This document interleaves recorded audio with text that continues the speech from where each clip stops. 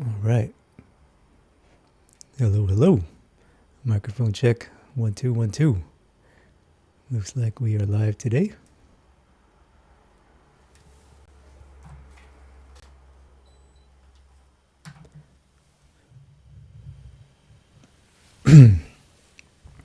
Hello, good morning.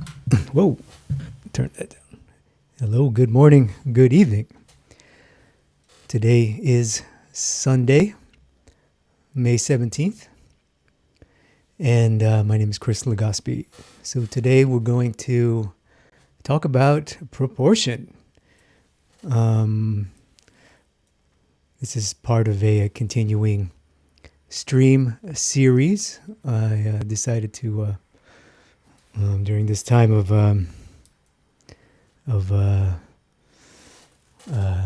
we're all kind of locked down at home, and some of us facing difficulties at home, and I would like to just be able to teach as much as possible and share some wisdom and shed some light to the world on this wonderful topic of drawing. I hope many of you are healthy and making the most of your time, and if you have the if you have the luxury to be able to draw, then I hope that we can come together and make the most of it. So let's do that today. And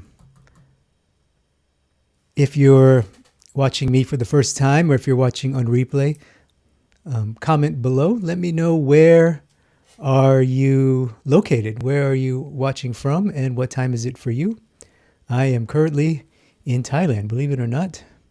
I'm an American living in Thailand at the moment, and it's 11 p.m. for me, 11:08. So let's get started. We're going to talk about proportion. I've wanted to talk about this topic for a long time, probably besides movie posters. This is one of the most requested things I get asked to talk about is proportion. And it's very understandable, because when you first start learning figure drawing, it's quite, it's difficult to make your figures look right. And I think someone, maybe you're just starting out figure drawing, at first glance, you can kind of look at your drawing and go, oh, something's not right, or maybe you show it to someone you trust, like a good teacher or a good artist, and they probably will, can spot it right away.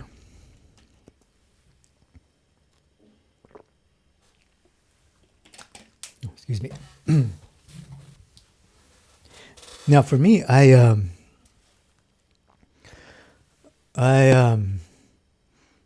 never really had any formal. I never sat down and formally worked on proportion.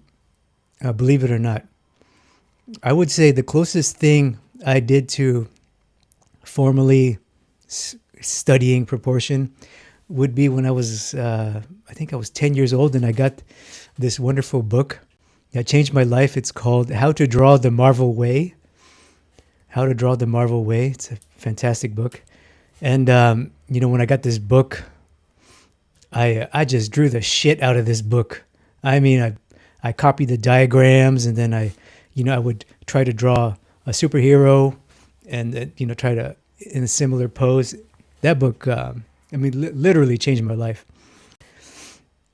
And in that book, it had pretty much this similar proportion model, which we're going to talk about today, and why it works. And then I'm going to introduce to you a new thesis. This is the way that I think about proportion.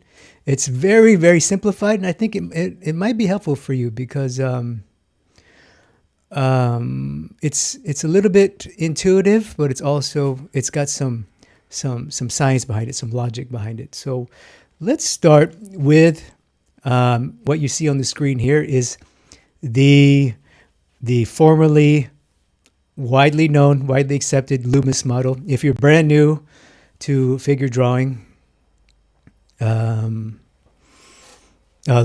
it up. It's called Loomis, Loomis.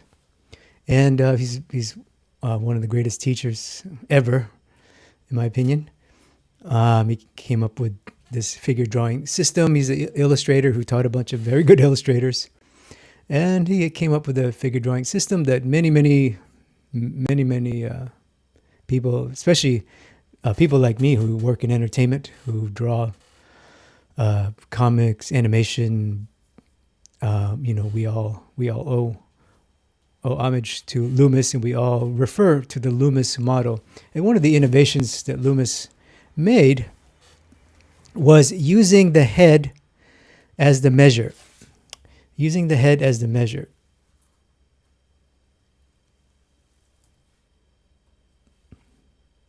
And I think we've all heard of the term 8 heads high, 7 something heads high, 6 heads high, 6.5 heads high, 7.345 and 9/10 heads high. You know, those kind of things. We've all heard that. But what I have here on screen is the generally accepted Loomis model. And I say generally accepted. I mean, most people who in my generation who do the entertainment work and also teach, and in the realism, we accept that this Loomis model of using heads to measure, and the sum of 8 heads gets the full figure of the idealized male, idealized female. That's what he has here. Idealized male, idealized female. So I think most of us, if you're watching, you probably have familiar. If you've not seen this diagram, you may own this book. Comment below. Comment below if you have seen this book or have this book. Even better, this is a fantastic book. It's called How to Draw the Figure the Loomis Way, I believe it's called. I could be wrong. I've never actually owned the hard copy because I never actually owned a hard copy. But yeah, comment below if you have this book. So 8 heads high, right? We generally accept that that's a good thing, and I would agree 100%. So let's just quickly look at Loomis's proof. This is his diagram.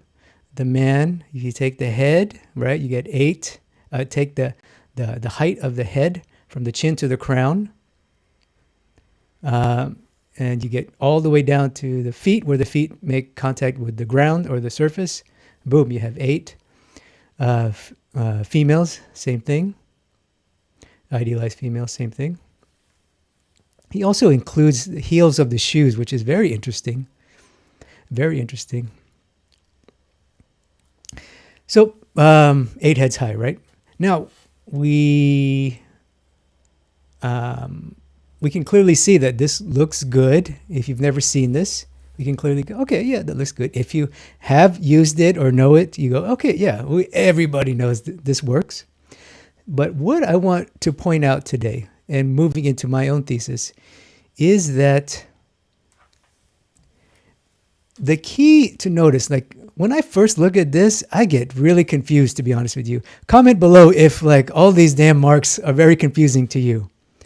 8 heads high, 5 heads high, 2.5, like 6.5 heads high if you're short, 7 heads high if you're Asian. You know what I mean? I'm like, just like all this is like, this is why I never formally looked at proportion. When I saw this or things like this, I just go, what the hell?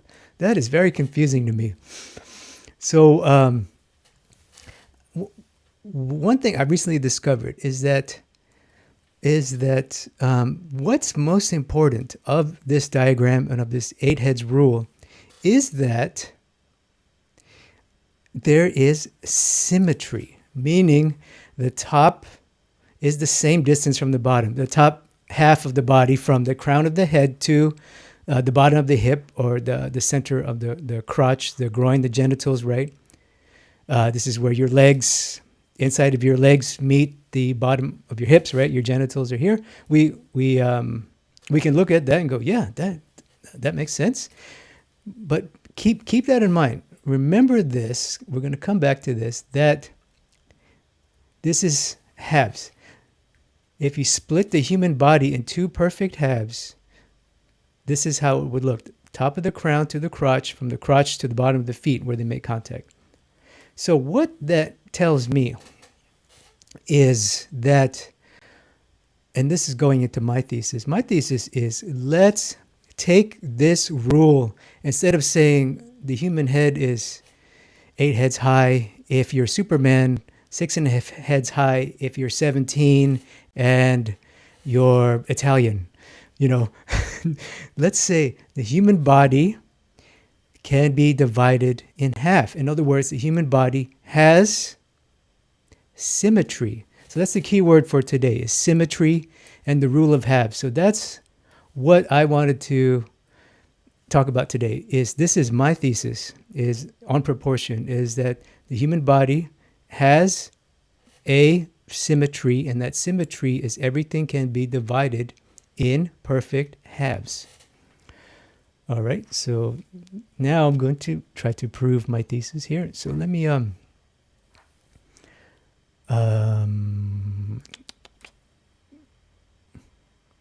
yeah, just wanted to show you this again. So this blue area, right? Half and half. So the symmetry, and you can also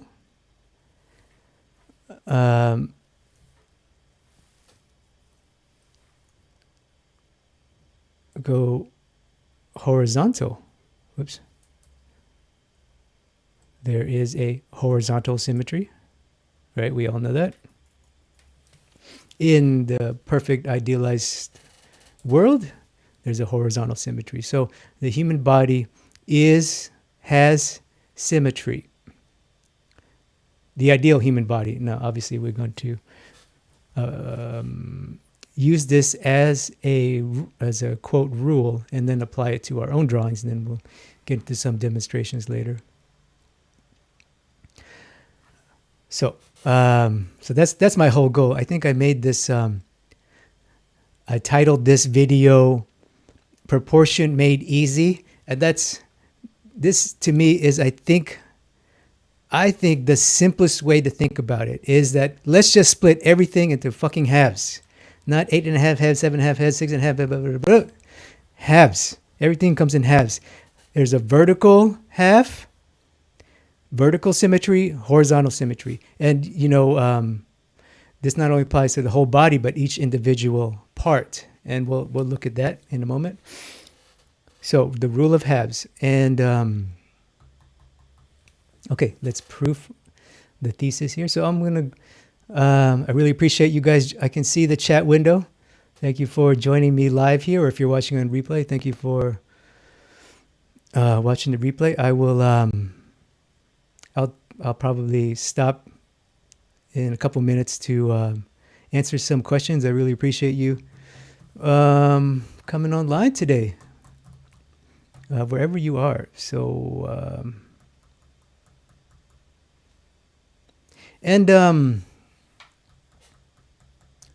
what was I going to say?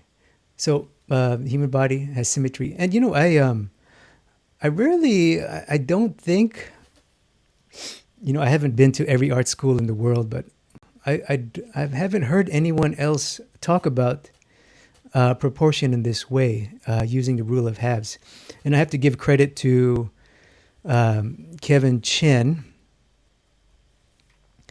Comment below if you know who Kevin Chen is, or maybe you've taken his class. He's a world-class artist, world-class teacher based in Los Angeles, Pasadena. He founded a school called Concept Academy, and I took figure drawing with him for a few terms, and he was the one that first introduced me to the idea that the torso can be divided in perfect halves. So once I started using the torso as why don't I just apply this to the whole body? Because the head, and that's another part of my thesis, I think, that we can use today. Instead of measure head, right? You're going to go to figure drawing like this, right? Okay, the head is here, okay? And then the here, right? Oh, and then the head, the elbow to the wrist, right? You're going to use this little tiny thing. I say, let's use the torso as the measure. Let's just say, okay, the torso as the measure. And I'll show you some ways that we can use the actual torso as the measure, because, the core of my figure drawing philosophy is I generally figure drawing from the torso. So maybe if you're new to, if you've watched my videos for a long time, you know, 90% of the time I start with the torso and then I draw the limbs and the head, but which is actually not the smartest way. Actually, I do recommend students to start with the head, but the base of my drawing process starts with the torso. So I'm like, I'm just going to take the torso because it's big, it's universal, and then I'm going to apply its proportion to the whole body. So let's see if my thesis is correct. And one important thing is, before we move on, is that here's one number I want you to look at, is that these little blue boxes represent heads. One blue box is a head. Interestingly, when I brought this down, the torso, look at the torso. It's almost perfectly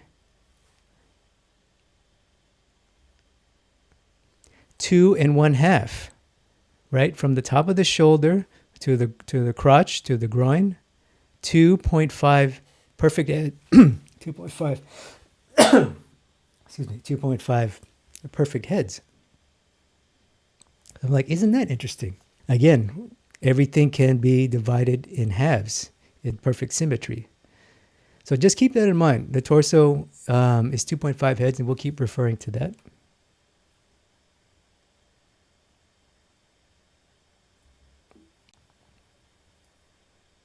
So I'm just now, oops.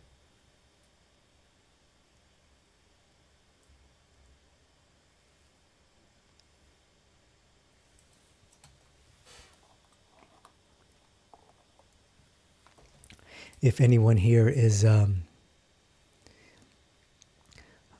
comment below if you're kind of new to figure drawing. Maybe you've been either less than a year, less than 6 months, something like that. Maybe you just picked it up today. That would be awesome. So comment below. Let me know if you're new. I know probably most of the people who follow me are more intermediate, been drawing a long time.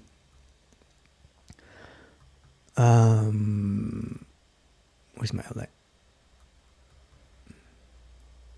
Okay, let's proof. So let's look at some photography, and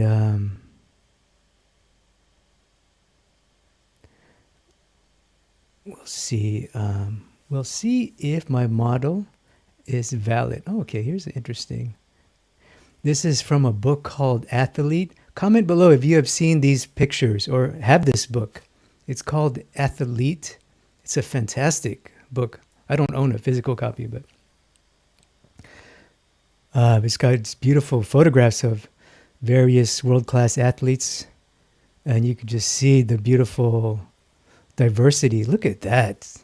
Look at the beautiful diversity of proportion, widths, and heights. But I guarantee that there's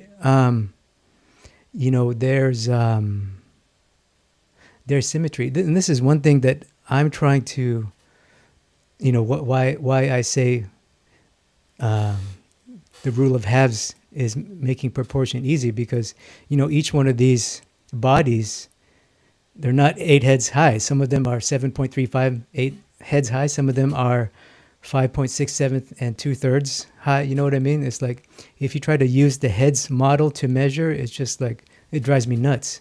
So I just gave up. I never used it. So let's see if I'm just trying to find an athletic, semi-idealized male. These guys look okay. One with a man and a woman. Gary Hall, 6'6". Oh, tall swimmer guy. These look like superheroes, right? Let's give them a shot. What I'm going to do is try to prove my rule. And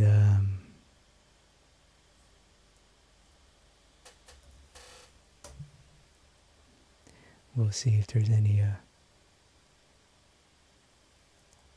if what I'm saying is valid in any way. Okay, so before I do that, let me just, I see the questions piling up here. I'll just quickly stop for the chat. I really appreciate you guys.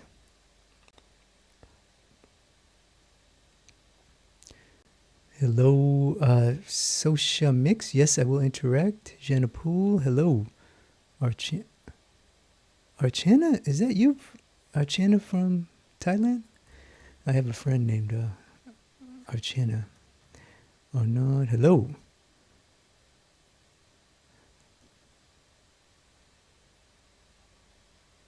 Sorrel. Hello, Peggy. Archana. Niraj.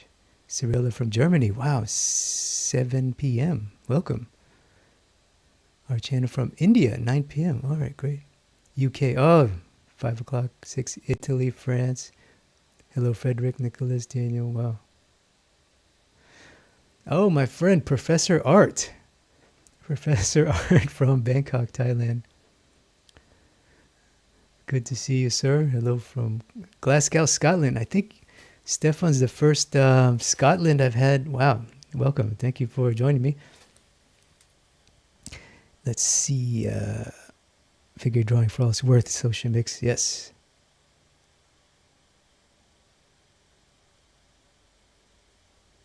Ooh, Archana has a great question. Children of all ages. I think, yeah. I won't demonstrate children today, but that's something to look into.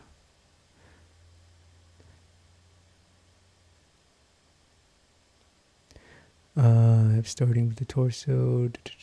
Niraj, Tuto, practice daily. Oh, Ted is brand new to figure drawing. What should we practice daily? Great question. Theory of halves or gesture. Oh, that's another great question. Who is author? Oh man, all these great questions. Let me save those for the end, guys, and then yeah. Let me.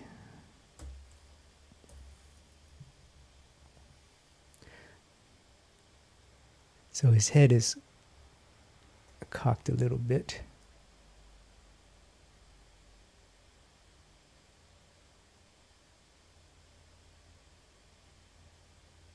Just trying to find a nice pink. Oops.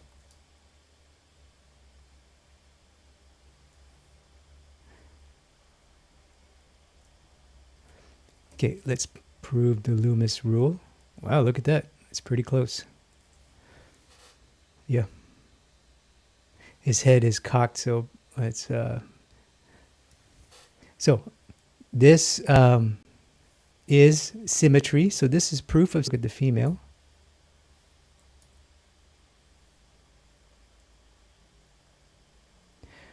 Her torso is not perfectly straight, but that's okay. That's another reason why I like using the torso as the measure. And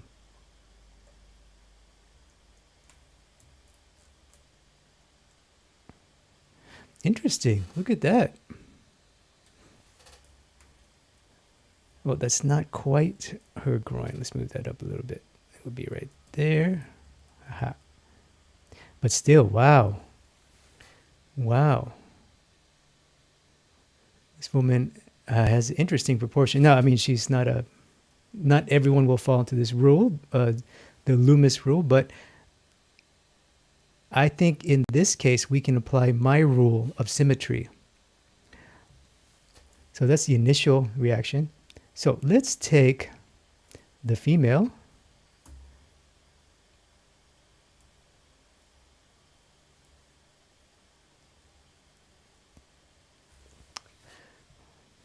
And let's take the male. So my rule states that there is symmetry in the body. Everything can be divided in halves. Now, if we take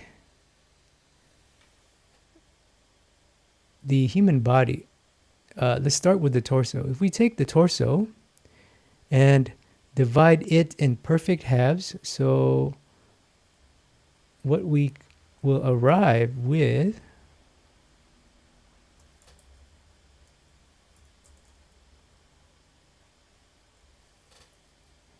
and he's very close. What we arrive with is that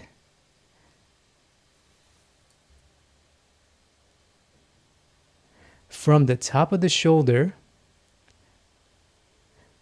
to the bottom of the rib cage is a perfect, that's a terrible rib cage, is a perfect half. So here's symmetry again. So what this tells us is that the torso, like the body, can be divided in perfect halves from the top of the head to the crotch, from the crotch to the bottom of the feet. The torso can be divided in half at the bottom of the rib cage. And this can clearly be seen on most models. Let's zoom in a little bit here. On this, see, you can see it here. This takes a little bit of, and right, can you guys clearly see how I arrived at that curve? This pinch denotes a curve. There's actually a corner there that denotes the change in direction, which is a corner, which means it's probably bone. So if we take this rib cage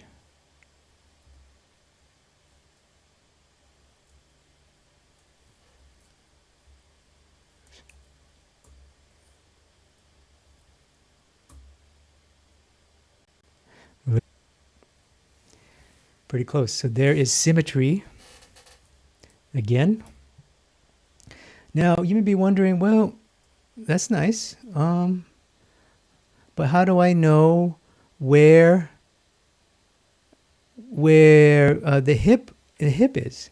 Does the hip fall into the rule of symmetry? Well, let's take a look. And the hip can be found with the iliac crest. So it's here. So as we can see, right, this distance, so his hip bone is roughly there. It's like this kind of shape. Is this distance, does this distance have symmetry?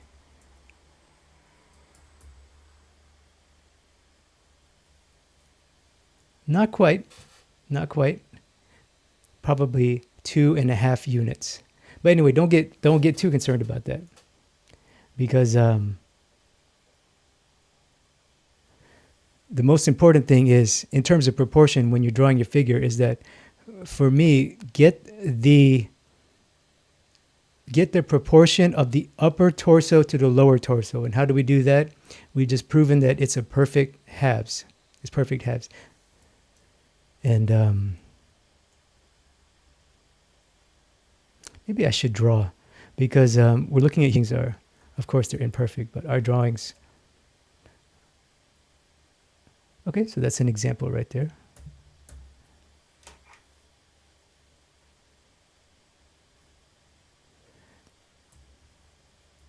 I'm going to draw a figure.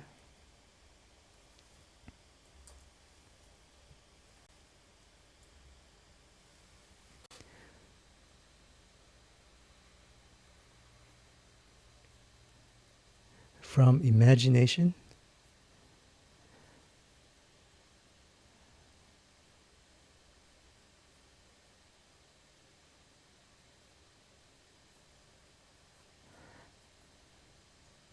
Yeah, I should have drawn from imagination first before moving on to live humans. Because I want to show you that what this rule of halves does is it gives you a quick at-a-glance method to check yourself. And really, that's what I use it for. It's just a quick way to check yourself to see, am I close? Am I close? You know, and once you're in the ballpark, you know, okay, most people who look at my drawing will go, okay, it's generally has the naturalistic look and feel. Okay, so here we are. When you're starting to draw, you know, you draw with the head, and then you get to the body, right? You're like, okay, what do I do next? and you're like, well, where are the feet? Where are the feet? We know that this, right, is symmetry. And I just sketched that line there, so I didn't measure, I just roughly estimated. So I'll quickly proof and check myself to see where I'm at.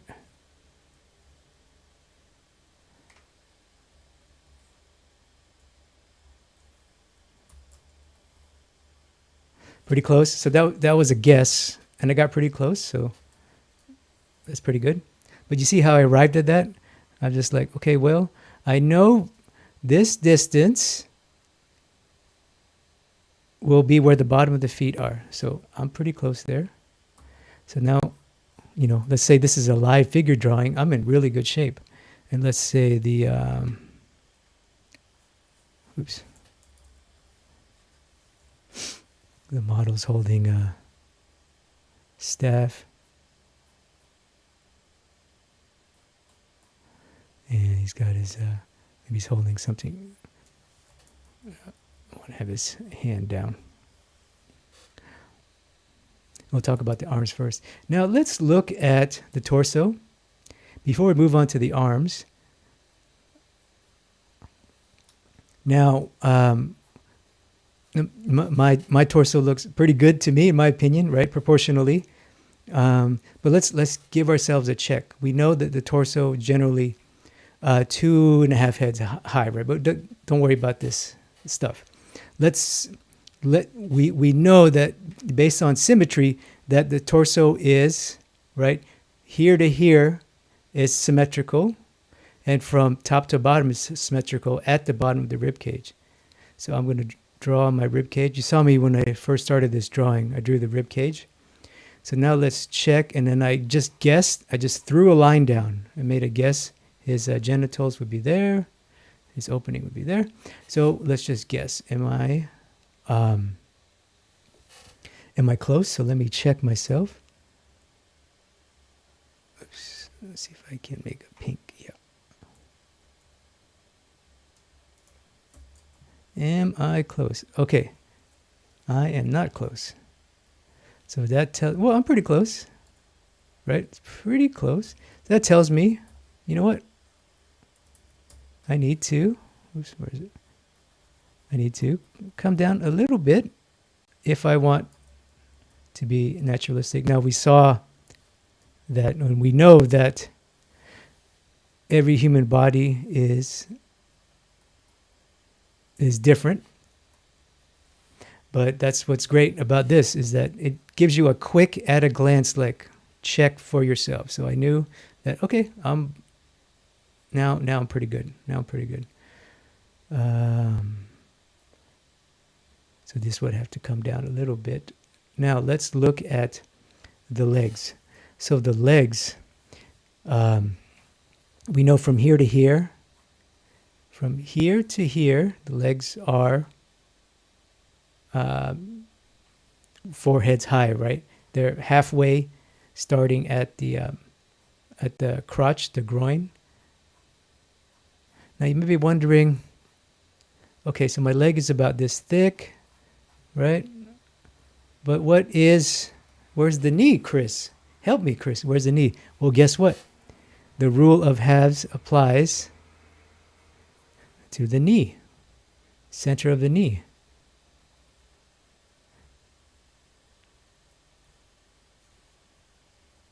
So I just quickly drew in, this is, where to me, the center of the knee is the patella, that kneecap, the bone. So now let me check, and let's see how I look here.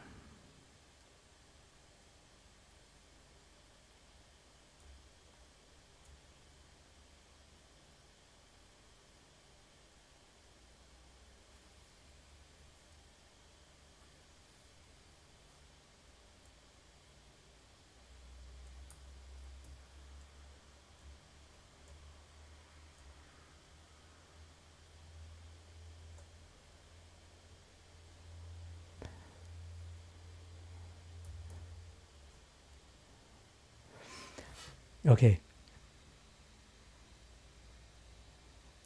So what this tells me is that I have a natural tendency to exaggerate the shin bone, which to me is good, because if you're going to make a mistake in proportion, it's better to go too long than too short. And if you're going to go too long, you don't do it at the upper part of the joint you don't do it at the upper leg, you don't do it at the upper arm. You do it below the knee, below the elbow. The shin and the forearm can be longer, and we'll look at the athletes as an example of that.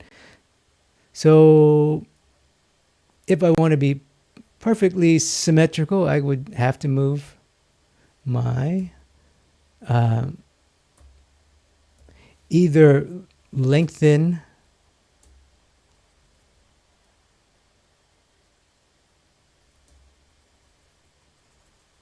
I'm just going to lengthen my knee.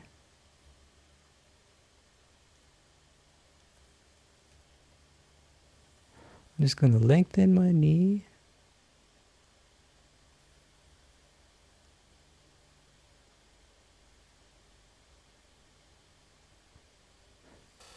It's there. So now I'm pretty close. Pretty close. And I think we could all look at this and go, okay, yeah, it's fairly naturalistic. Now we can start to flesh it out with confidence. We go, okay, I know where my knee is. I know the bottom of the feet look great, right? This looks pretty good so far. Now you may be wondering, before we move on to the arms, let's say, Chris, how do I know how long the neck is? Well, what's my thesis? Rule of halves. Everything is symmetrical. The head cut in half, right? Head cut in half at the center of the eyes, where the tear ducts run through the center of the eyes. Let's take that rule of halves.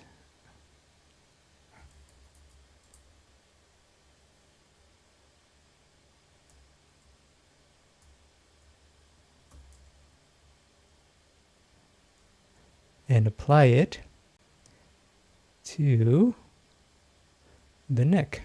You see that? Where the neck makes contact with in this case, where the neck makes contact with the skull. This would be, Professor Art knows. I'm having a brain fart right now. Professor Art would know what this is called. It's a part of your skull. The muscle is trapezius, where the trapezius meets this bone in your skull. Comment below, Professor Art. Help us. Professor Art's an anatomy expert. So from that distance, where your neck meets your trapezius, where it turns direction, boom, that's a half of a head. And from the bottom of the chin, your clavicle, half a head. So a quick measure. Now, of course, we can stretch and squash and whatever, but we're good. We're good. We got a quick, instant check. So I know my neck is pretty good relative to my head. I know my head is pretty good relative to the body, right? So we're good. Let's do the arms. Now, just like the legs. Well, first, let's talk about extended. How far the arm extends, right?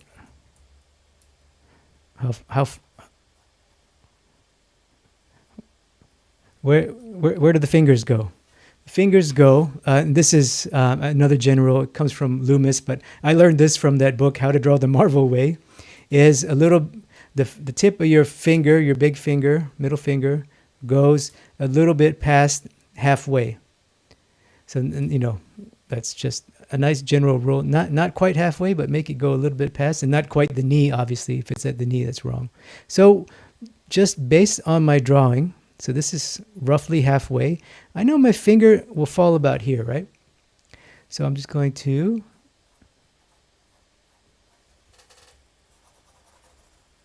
it's a little messy there, sorry.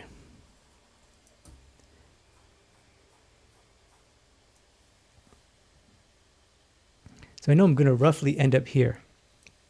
Now, let's take, I'm just going to ghost in a hand.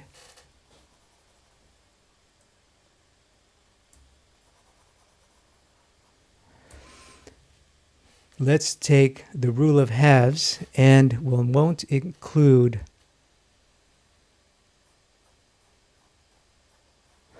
the hand, actually the arm from the point of the shoulder to the wrist.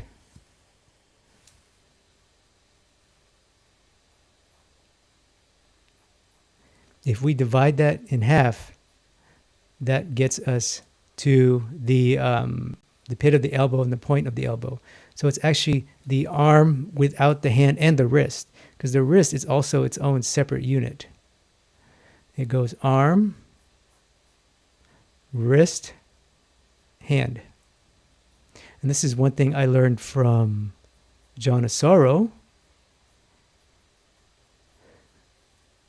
And I recommend anyone who's a New Masters subscriber to watch John Asaro's painting lesson.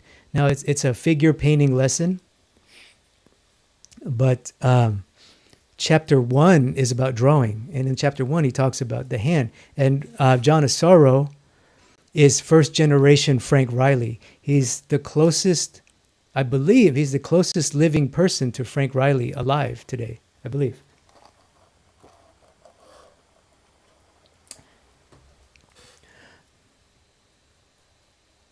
There might be a few other people who are still alive. He's first generation Frank Riley, so he's direct from the horse's mouth. Now this proportion is halves. So we know, okay, well, Chris said my whole hand plus the tip of my finger will go a little bit halfway past my thigh. Okay, so I got a rough idea there. My proportion of my arm looks pretty good. I found my elbow, but how big is the hand? How big is the hand? Well, believe it or not, the hand plus the finger I found to be a whole measure. Meaning the forearm minus the wrist is 3 hands high. So the hand is the measure of the forearm. What I do is I use the upper arm or the middle arm, whatever is more clear, right? Depending on the pose you get, whatever pose you get, it'll be so weird. So the hand, this hand is roughly the same height as this. So this tells me, I'm pointing at my screen as if someone can see me, this tells me that my arm is too long. I think we could all look at my arm and go, well, that's a little off. It's a little long, right? I like this diagram here. Let's see if I can... oops.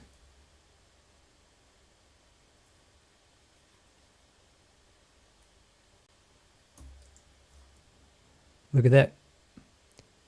Now, I would argue it is correct, but I drew my hand too small, and I always exaggerate my forearms. It's just a bad habit. So my hand is a little small in this sense, but we're close, right? We're close.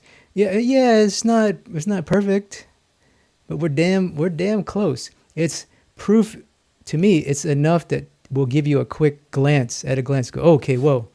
Based on the size of my hand, my arm is way too long. Or based on the size of my arm, my hand is way too big. You know what I'm saying? So now we're pretty close. So I know based on what I have, I know that I have to do this. I have to make my hand bigger, forearm a little smaller,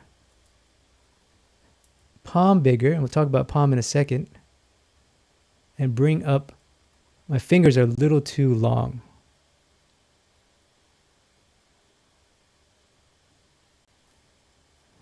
See, now that looks better, right? I think we could all agree that looks better.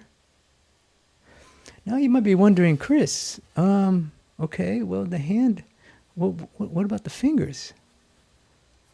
What about the fingers? What's going on with the fingers? How long are the fingers? Well, guess guess what? Guess what? Let's apply the rule of halves to the fingers. The finger here for your knuckle to the point of this one is the same distance from here to the palm where your palm meets your wrist. Remember, the wrist is its separate thing. The wrist, I believe these are called carpals. Professor Art, comment below if I'm correct. There's a chunk of bones called carpals. They're your wrist bones. So it's actually like a small bracelet of bone. And then you have, that's a horrible horrible arm bones, whatever. Anyway, here we go. So how big is my hand? Well, cut it in half. Cut it in half at the knuckle, or cut it in half at the palm. Then you might be wondering, well, how big is the wrist? Well, the wrist, I would argue, it's not quite half, but we could slide it in there. You know what I'm saying? This is not precise by any means, but you know what I'm trying to get at is that it's a quick. Okay, I can take a look at it and go, is the symmetry off? So let's continue to draw this little guy here.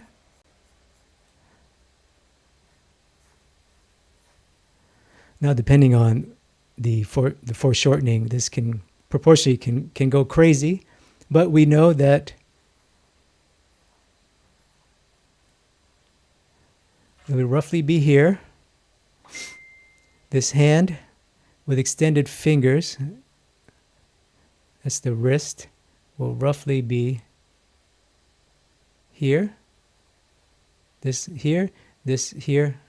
So my initial quick sketch was correct.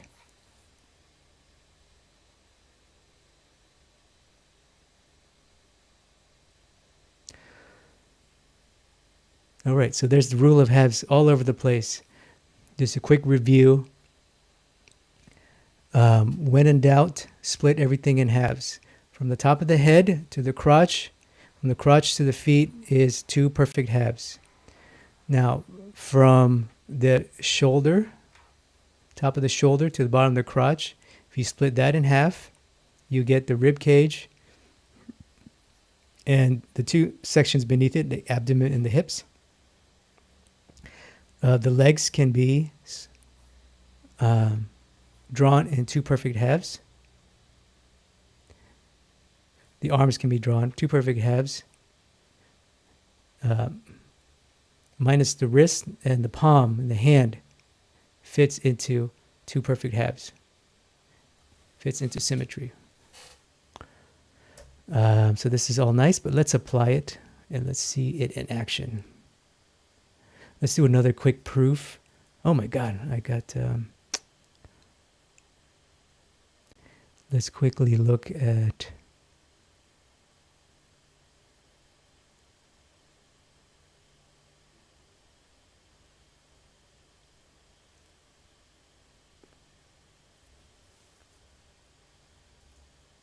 Let's look at a female example. Wow, look at that.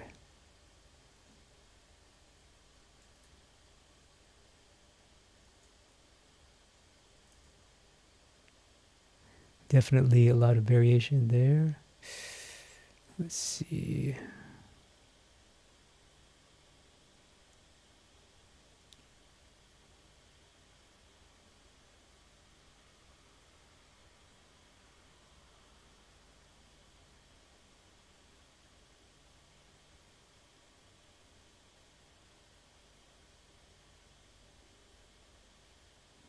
I'm trying to find a female pose.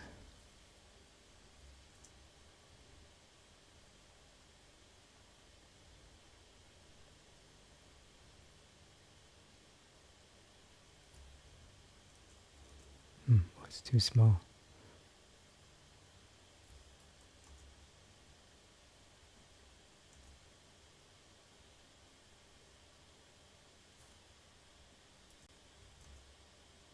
Let's just use this one. One of these should work.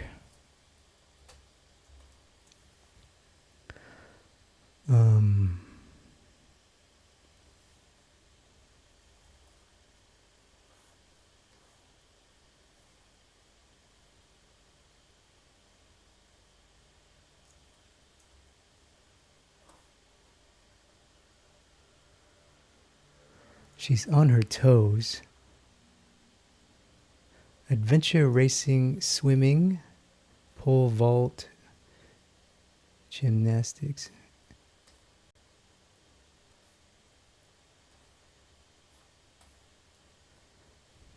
Let's look at Miss Kathy Sasson here. Adventure racing, 5'6", 138 pounds.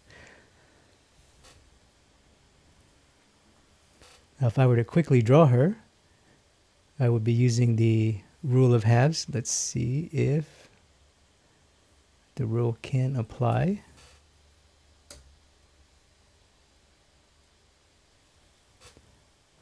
So, from top of her crown,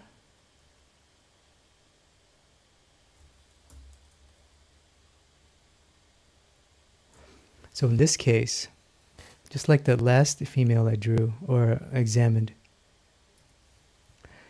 the male 8 heads rule doesn't apply. She's not idealized. But does the torso rule apply? Meaning halves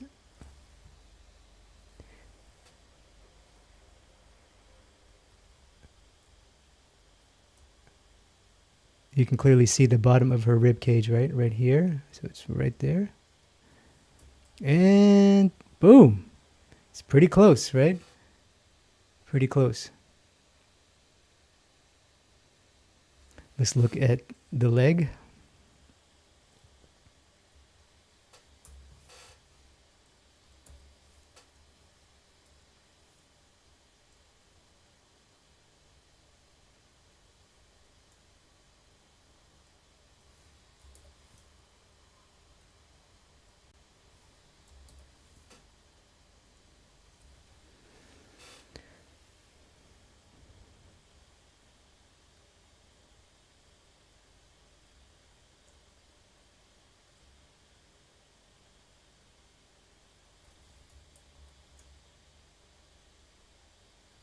And that's her heel. So in this case, the leg, this is where the trochanter is. This is the opening. The trochanter is her bone. It's right there. So from the trochanter to the kneecap, and from the kneecap is the same distance from the kneecap to the bottom of the heel. So in this case, the rule of halves applies to her. Let's look at her arms.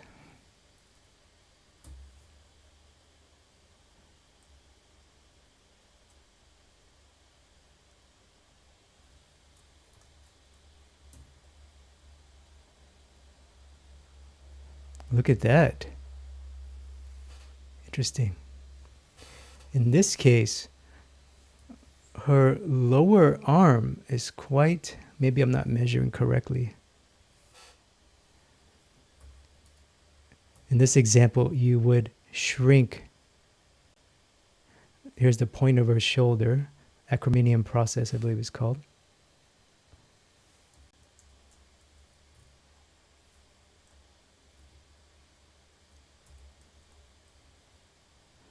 Wow, look at that. It's almost to her knuckle. Almost to her knuckle. You see that?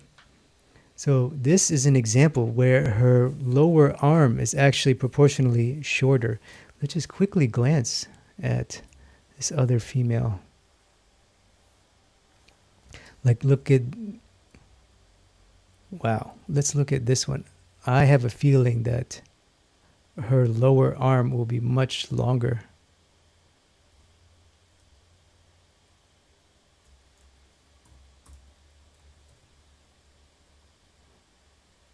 Okay, can't really see it, but you know her wrist would stop right about here. So in this case, she's truer to the rule of halves.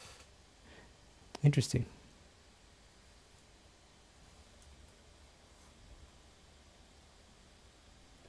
Here's one where it's extended. Let's just quickly glance at point of the shoulder, pit of the elbow.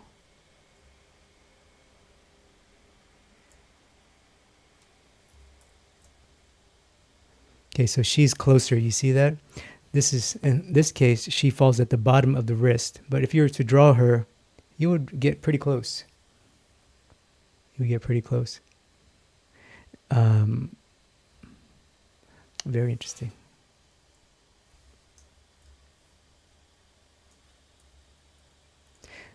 So let's just quickly review. I'll do one drawing demonstration. Oh my God, I'm running out of time. Well, let me do a drawing demonstration first. Let me see if I have any stop for questions. Hello, Czech Republic.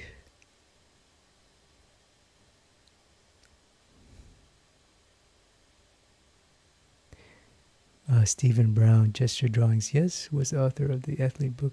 Oh, I'm not sure. Oh, I'll grab your questions at the end here.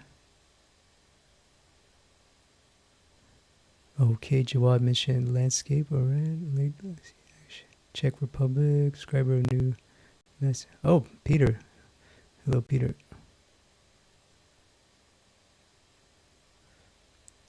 Oh, it's a wonderful comment, Peter. Thank you.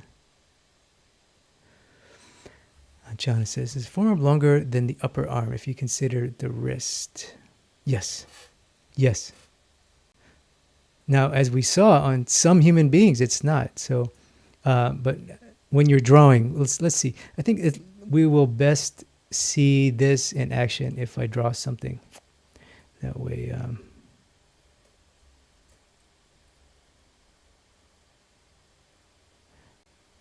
I will draw. That's. I have a folder here.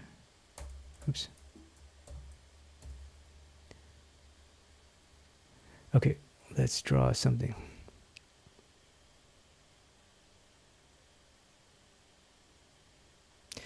I wanted to touch on foreshortening and perspective, but that's going to be for another day, I think.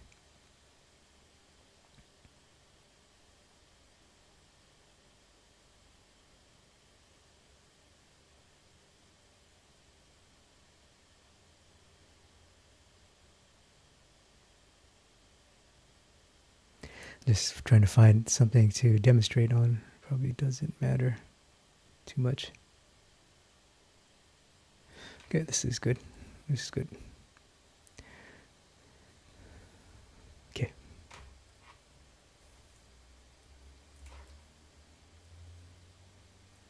All right. So quick demonstration, and then I will stop the stream here for questions and things. Excuse me.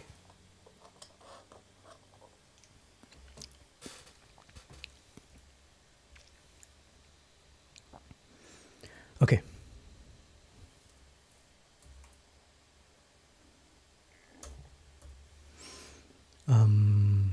So start with the head.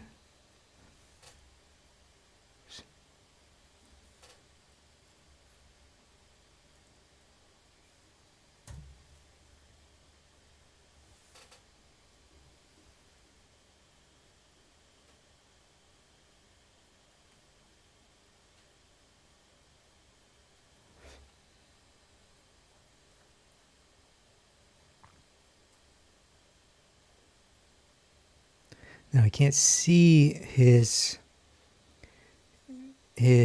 crotch. I'm just going to guess. But that's okay. Not everyone you can draw is going to be nude. Probably most people you draw won't be nude, especially if you do more illustrations and things like that, commercial work.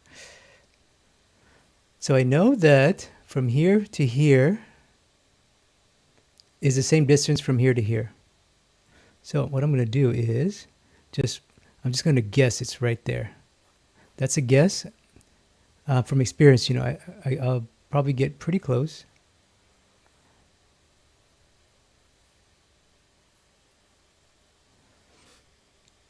All right, now let's look at the proportion.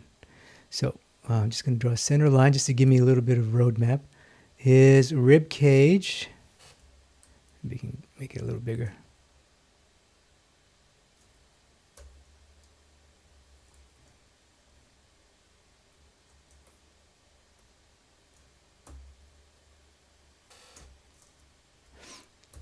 His rib cage is here, right? Bottom of the rib.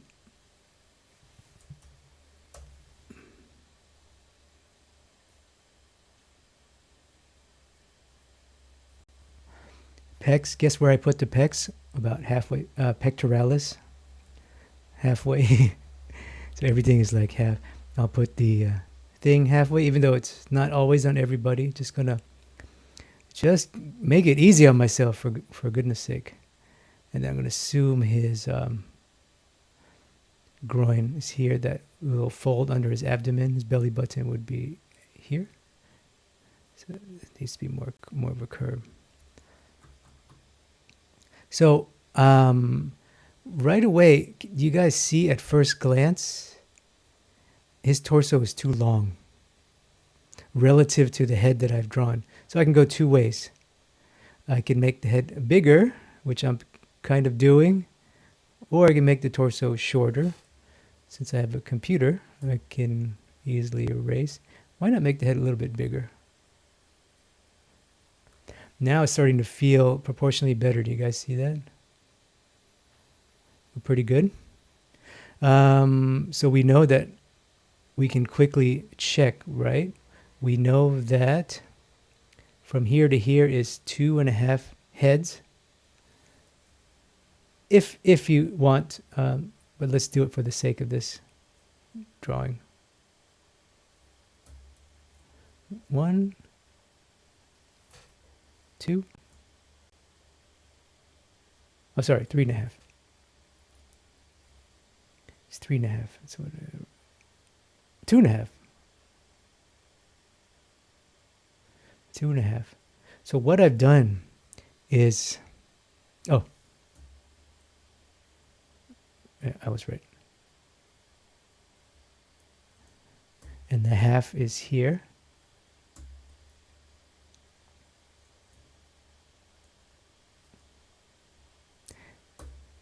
So based on the head I drew,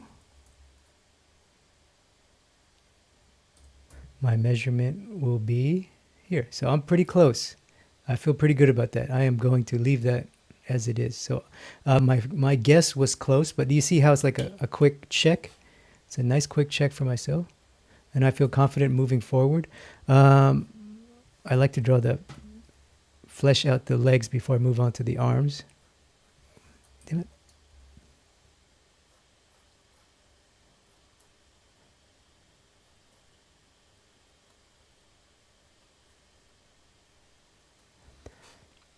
Can't see his knee, but this one you can see his knee. But I know that his knee bends. His knee bends.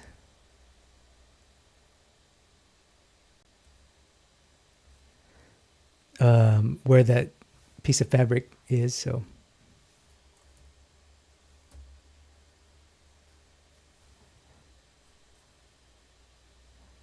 And we know that this is halfway from here to here. And here to here should be equal distance. Here to here, here to here. I'm not going to measure that, but I know I'm pretty close.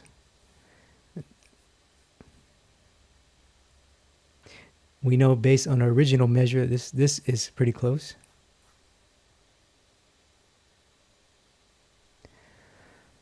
And let me flesh that form out a little bit. What I want is, I want to show, before I move on to the arms, I want to simplify toe.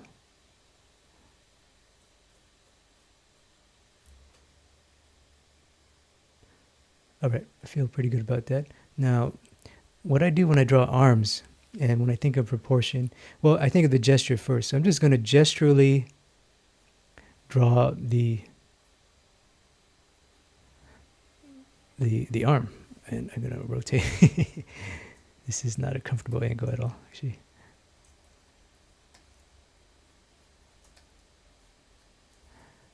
And in the real world, I would move my canvas. So we know that the hand, or at least my rule, my quick thesis is that this distance is roughly this distance to the wrist.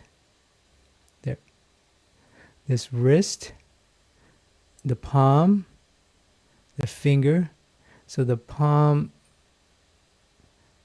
is where this pinky knuckle is, and pinky knuckle right there, that's the palm. So I know that that needs to be roughly about half the size of the forearm.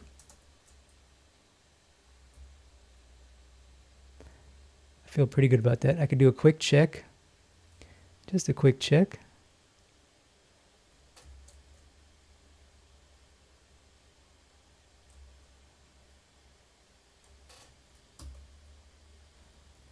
And I'm pretty close. I'm pretty close. So I feel comfortable with that. I could make the hand bigger or make the forearm shorter.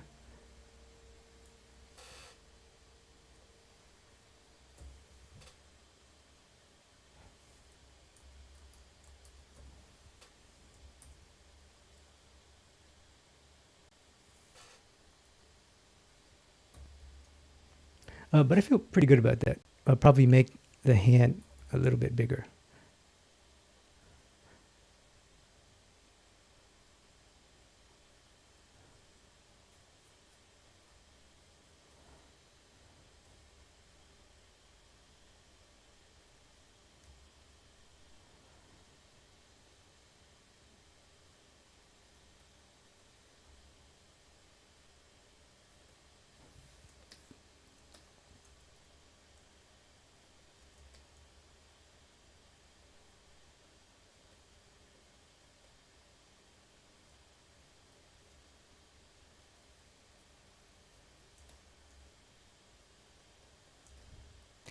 All right. So the big question is, where is that and where's the elbow? Tip of the finger, where's the elbow? Well, we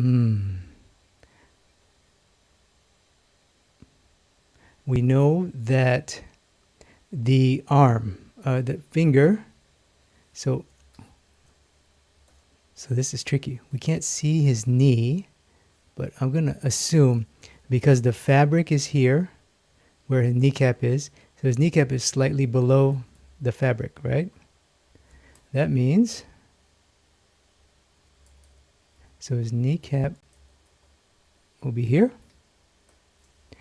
That means his trochanter is roughly here, because I know the shape of the, we can see where the God, what's that muscle called? Oblique muscle sits on the iliac crest.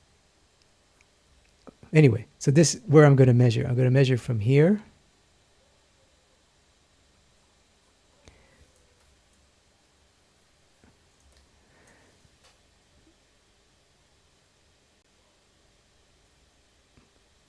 Halfway is here. That means this hand, you see how I arrived at that? This is me running, processing in my brain how I could best guess the length of this hand. Now I could literally draw a curve, but that's not too accurate, right? If we want to be a little bit more accurate, what we could do is we could take this measurement,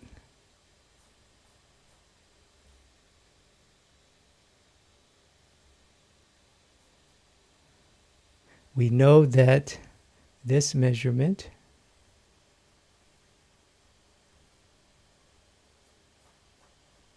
will be the length of his arm plus extended fingers. Wow. So that's okay. That's okay because A, his hand is bent. B, it's in perspective, so it's going to be dramatically shortened. And his fingers aren't fully extended. They're like this.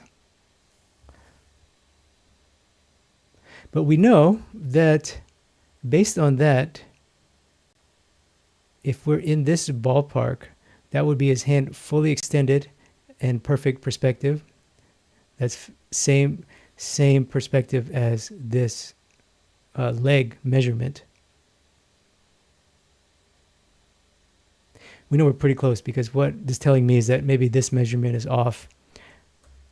But I'm pretty close. The original guess I had works. So what I'm going to do is I'm just going to, I know that right now as my arm is drawn, it's probably a little short. So what I'm going to do, that tells me that I'm just going to make my hand a little bit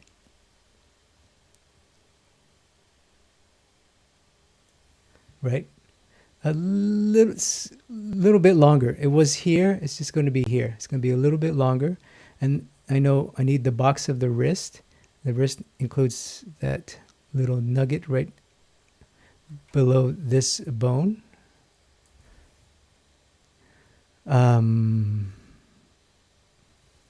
And the gesture kind of does this thing now, actually.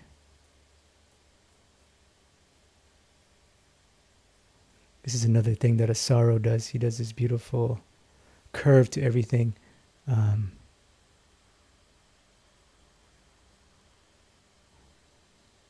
Okay, so I know if that from here to here is two even distances, two equal distances. So I'm just going to guess that my elbow is right there. I could do a quick, this is my guess, I could do a quick measure if I want. Let's do a quick measure just to be a little bit more accurate today. This was my estimation.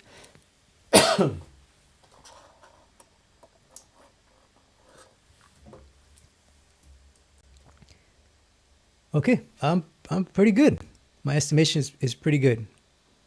It's pretty good. You see that falls above the bone of the wrist, so I'm good. So that gives me confidence that my guess where the elbow was, the halfway point, is pretty accurate, or proportionally, naturalistically looking accurate enough for me to move on to the drawing.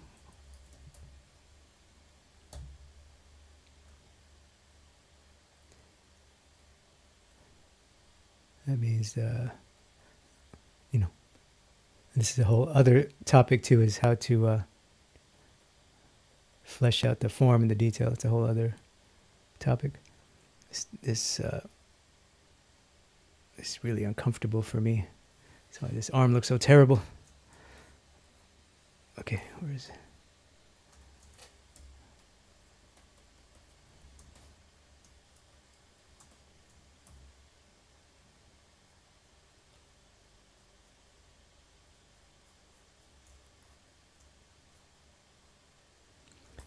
And because I can flip, obviously flipping will quickly give you a check. So this tells me that my whole hand needs to come down.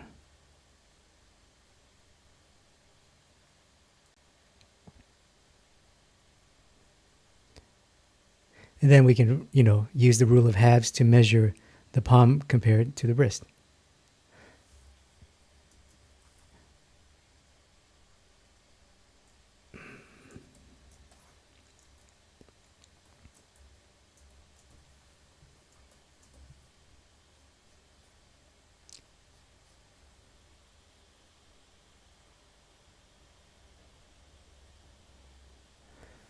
So I think we've gone way over an hour now. I'm probably going to cut out here and answer some of your questions.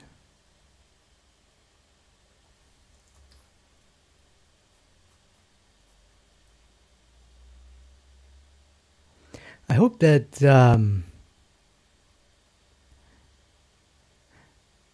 my purpose wasn't to discredit the rule of eights, 8 heads high, or even discredit the whole thing. Again, it's a valuable thing, but what this does is it's a quick way to give yourself a visual check and to develop your intuition. A lot of this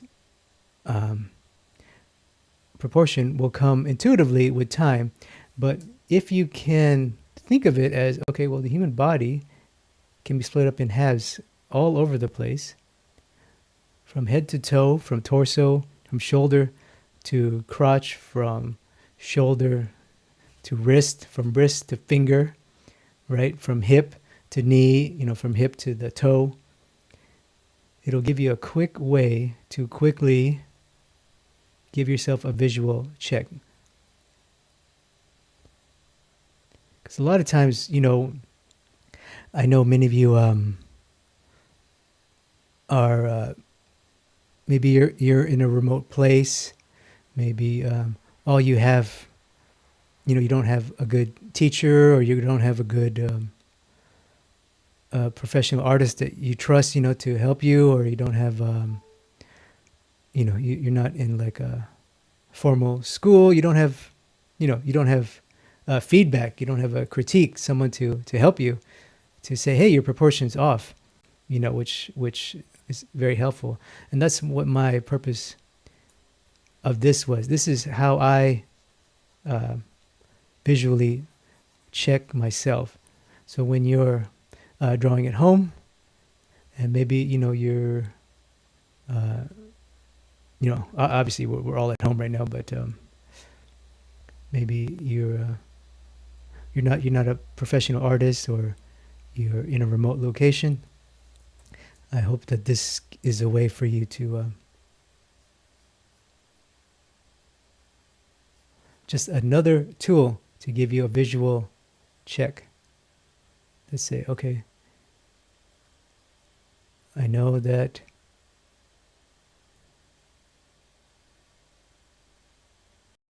I need to work on my proportion, but to get there, we need some tools. So I just hope this could be another tool to help you get there. All right, so I'm going to cut out here and break for questions now.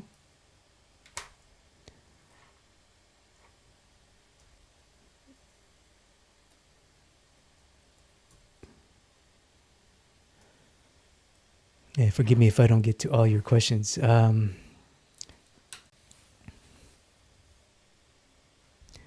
Thank you, everyone, for joining me. It's 12:30. We've been a little over an hour now. I'm trying to ask about children. Divided in half with the crotch. That's a great question.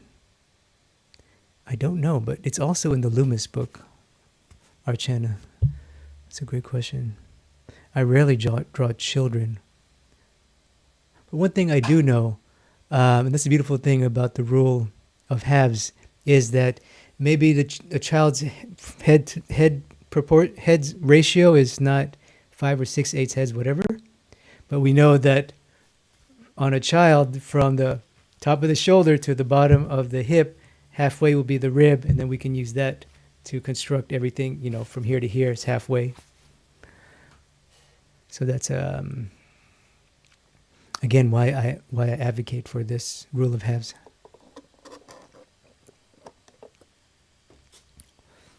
Neeraj is new. Oh, thank you. Ted C, a suggestion what we should practice daily. Oh, that's a broad question, Ted. I don't know. I can't really answer that unless I know your specific end goal. But I'm assuming, let's say you're a part-time artist, maybe, Ted, or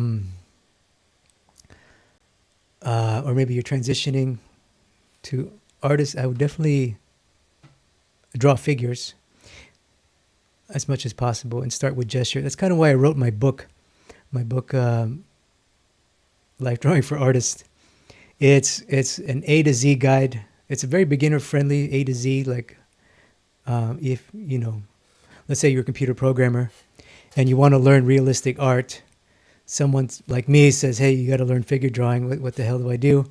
So that's in my book. It shows you my system.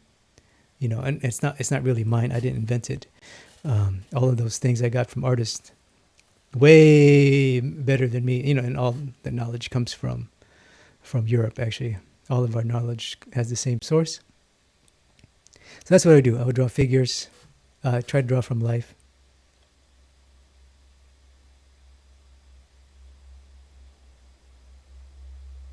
Stefan Brown, would you advise using theory of halves on gesture drawings? Yes, absolutely. I mean, if you notice, I started this drawing as from the head to the crotch, and then from the crotch to here. All those marks were gesture. To me, gesture is a mark. Sha, like that. Boom, boom. The first set of marks, the first minute to me is essentially gesture. 30 seconds for sure. But again, this quickly you can quickly glance. I mean, with experience, you can glance at it and go, okay, that is not. Those aren't two even halves. Something's wrong here. Anchana said 7.5 heads for the female. I think so. Even males too. Niraj says, suggest for having a good basic. What would you suggest for having a good basic in figure drawing? I don't quite understand the question, Niraj.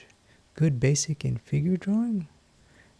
Book? I would look at my book or Loomis. Let's see who wrote Athlete's book. Turn off caps lock.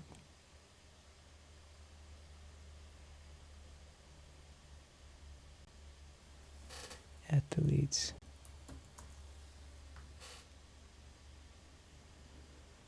Howard Schatz.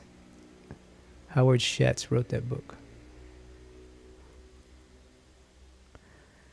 Jawad says, tomorrow can you discuss landscape notes on design and value as well as tonal approaches? Shading the figure like your Thai workshops. Oh, those are great suggestions. Thank you. Shading, not so much this week. Design, yeah. I think I'll spend 2 days on design. Composition, yeah. We'll go into value. We'll go into principles tomorrow, and then some exercises. But yeah, I'll do a whole long series on design and composition. Peter, thank you. Can you see the feet, bottom of the legs? Can't see. Yeah, that's tough. Czech Republic, hello. Thanks for the critique. Oh, Peter, yeah, thank you. Oh, you're welcome. If you're still here, Peter, what was your drawing? I don't remember. Sorry. Subscriber, new masters, yes. Peter says, suggestion for a new topic. Review Steve Houston's influence on your art, your interaction with him, how you met him, most important lessons. Yeah, that's a great topic, actually. Great suggestion. And he's touched so many people, not just me. Not just me by any means. He has touched so many people, including Kevin Chen, Charles Hugh. I would argue me and Charles Hugh are like two of the biggest, I don't want to say Steve Houston clones. I mean, I think I went away from him. But we're definitely, you could see his in our work, at least my old work. Does it mean forearm is bigger than the upper arm? Yes. Interesting. I always thought the upper arm is longer than the forearm, excluding the hand. It can't be. That's the beautiful thing about humans, I think. Oh, Nathaniel says, Howard Schatz, thank you. Hogarth's book, upper arm equals forearm plus first knuckle, what we saw in the first. Wow. Okay. Well, Hogarth, Hogarth's a legend. He's probably, one of the anatomy experts of our time.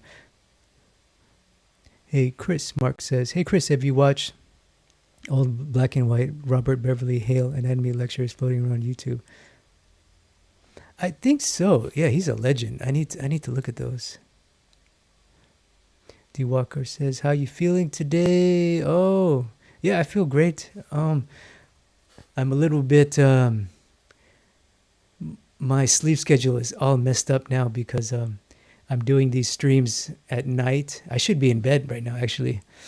But I'm trying to do these because it's a much more friendlier time for people who follow me, I believe. I'm getting a lot more engagement at this time. So my sleep schedule is a little messed up, but everything else is fantastic. Thank you for asking, though. Mr. San, where do you get some of the photo you used today?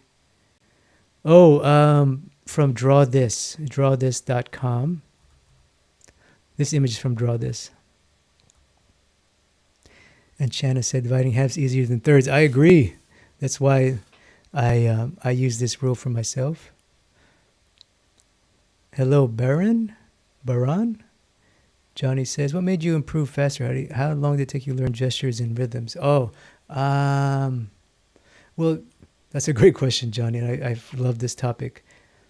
And I think you should subscribe to my email list Johnny56245 if you haven't already, because I tell the story of it. I basically I I moved to California. That's when my work went, phew, my knowledge went like this. Specifically Los Angeles, because it's kind of a hub for this kind of thing, illustrative realism. And I was already figure drawing before I moved to LA. But then when I got there, I basically was around very, very good artists all the time, as much as I could. I would figure draw minimum 3 times a week, minimum. And at home, I would practice at home. So you know what I mean? I would go figure drawing, and I would take classes. So spend time with experts, spend time with peers. That means other artists who are ideally better than you or as good, at the very least, who are hungry and want to grow. So spend time with people who are better than you, learn from them. Spend time with other artists who want to grow and improve, and then spend time on your own, reflecting and thinking. Yeah, you'll get good real fast. But I think of all those 3 things, I would, if I could only have one, I would choose to find a mentor, a good teacher, expert artist, expert professional, someone who's very, very good. And just, that's what I did. I just found the best, and I still do this to this day. I find the best artist I like, and I just latch onto them. I like, in LA, you can literally take classes with, it's a very fortunate place. You can go, like Steve Houston, I I wasn't living in LA at the time. I flew to LA, I drove to LA and took a class with Steve Houston. That's how I met him. And then I just like latched onto him. Every class he offered, I took it. I would make the trip to see him. Mark Westermo was a recent example. I do movie posters now. He helped me get into this career. When I first met him, I just I latched onto him. I just stuck to him like glue.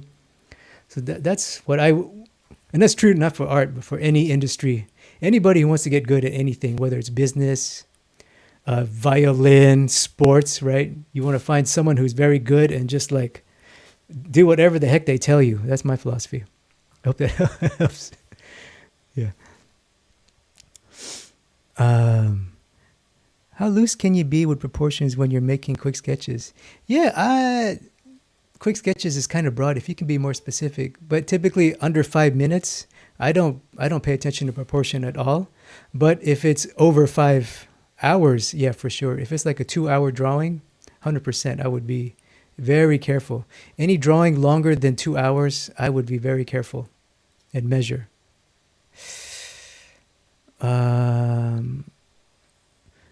Spartan says, thanks, Chris. I'm in your debt. Oh, man, thank you for all your good suggestions and comments. It was the kneeling one painting with the sunset. The kneeling painting was sunset. I remember the sunset one. I have to look at my notes, Peter. But yeah, I really appreciate you joining me live today.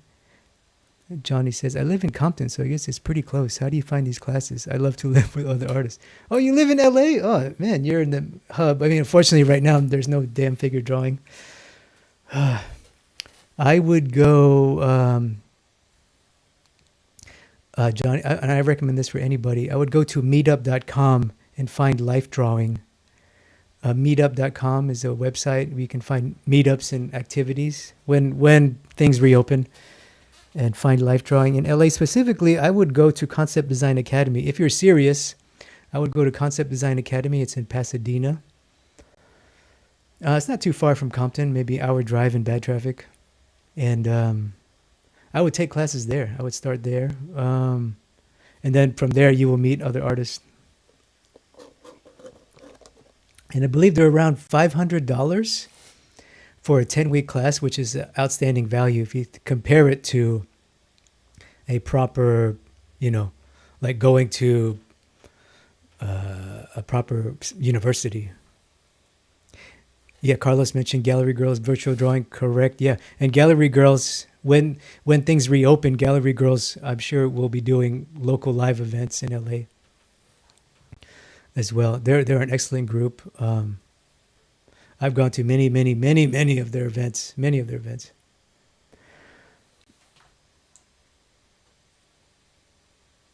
Oh, hello, Carlos. Well, I think. Sorry if I missed your question. I'm going to cut out here. I really appreciate you guys joining me live. If you like this kind of thing, make sure to subscribe to my email newsletter. I do most of my communication by email. I don't really communicate much on YouTube or social media. And I'll be doing these live streaming classes every day except for Saturday this week at the same time, 9 a.m. But if anything changes or if any topics change, I do all the updates by email. So if you're not already, it's drawwithchris.com/subscribe.